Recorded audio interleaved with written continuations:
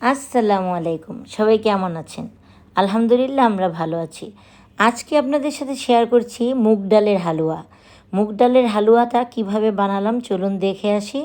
আর এটাতে যে টুটি ফ্রুটিগুলো দিয়েছি সেটাও আমি বাসায় পেঁপে দিয়ে বানিয়েছি, কাঁচা পেঁপে দিয়ে, সাথে দিয়েছি কিশমিশও। তো চলুন দেখা যাক। মুগ ডালটাকে সিদ্ধ করে পানি ঝরিয়ে সেটাকে ব্লেন্ড করতে হবে। তো ব্লেন্ড করেছি, আমি ব্লেন্ড করে নিয়েছি সবগুলো মুগ ডালকে। ব্লেন্ড করার পরে জাস্ট এরকম একটা স্মুথ পেস্ট হবে। চাইলে একটু পানি বা তরল দুধ দিয়েও ব্লেন্ড করতে পারেন। এখন আমি একটা ফ্রাইং প্যানে কিছু সাদা তেল দিয়ে দিব, মানে সয়াবিন তেল। ফোড়ন হিসেবে এতে দিয়ে দিব এলাচ, দারচিনি আর তেজপাতা। এটা একটু গরম হয়ে গেলে এটাতে আমি মুগ ডালটা দিয়ে দেব, যাতে এই তেলের মধ্যে মশলার ফ্লেভারটা চলে আসে।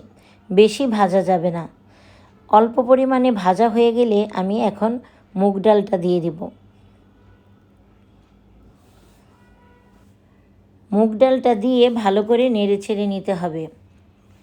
ভালো করে এটাকে একটু নেড়েচেড়ে নিয়ে আস্তে আস্তে এটাতে উপকরণ মেশাতে হবে।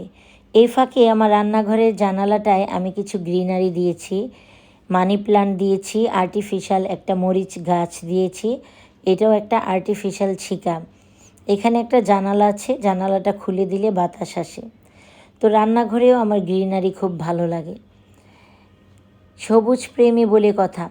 তো এখন ভালো করে নেড়ে চেড়ে এটাতে দিয়ে দিব চিনি। চিনি আপনি যে পরিমাণে খাবেন মিষ্টি সেই পরিমাণে চিনি দিতে পারেন। তো আমি একবার চিনি দিয়েছি, পরে আরেকবার লাগলে দিব। চিনি দিয়ে এটাকে ভালো করে নেড়ে চেড়ে নিতে হবে, যাতে এটা চিনিটা ভালো করে গলে হালুয়ার সাথে মিশে যায়। তো এখন এটাকে আবারও ভালো করে নেড়ে চেড়ে নিব। তারপরে দিয়ে দিব অল্প একটু ঘি, অল্প একটু মানে 1 চা চামচ পরিমাণ ঘি।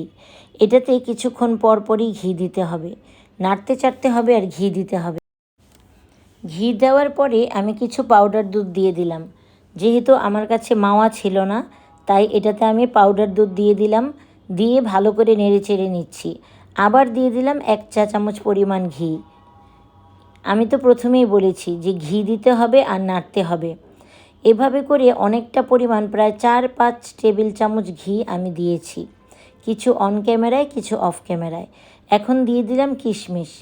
কিশমিশ দিয়ে দিলাম, চাইলে বাদাম দিতে পারতাম, কিন্তু আমার বাচ্চারা বাদাম পছন্দ করে না, তাই টুটি ফ্রুটি দিলাম, যেটা নাকি আমি বাসায় বানিয়েছি কাঁচা পেঁপে দিয়ে। সবুজ আর লাল রঙের টুটি ফ্রুটি আর গোল্ডেন কালারের কিশমিশ। উফ, দেখতে কী যে সুন্দর হয়েছে।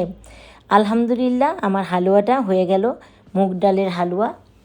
তো বাসায় সবাই তো চাইলে এটাকে আপনি প্লেটে সাজিয়ে বরফি আকারে কাটতে পারেন, আবার চাইলে এমনিতেও রাখতে পারেন। তো আমি কতক্ষণে ভিডিও শেষ করব, এই জন্য আমি এভাবেই সাজিয়ে নিয়েছি। তো টুটি ফ্রুটি দিয়ে বানানো মুগ ডালের হালুয়া, টুটি ফ্রুটি আর কিশমিশ দেওয়া। তো ভালো লাগলে অবশ্যই আমার পেজটিকে ফলো দিয়ে রাখবেন, আর অবশ্যই ইউটিউব চ্যানেলে হাসিনাস কুকিং স্টাইলে সাবস্ক্রাইব করবেন। আজ এ পর্যন্তই, সবাই ভালো থাকবেন। আল্লাহ হাফেজ।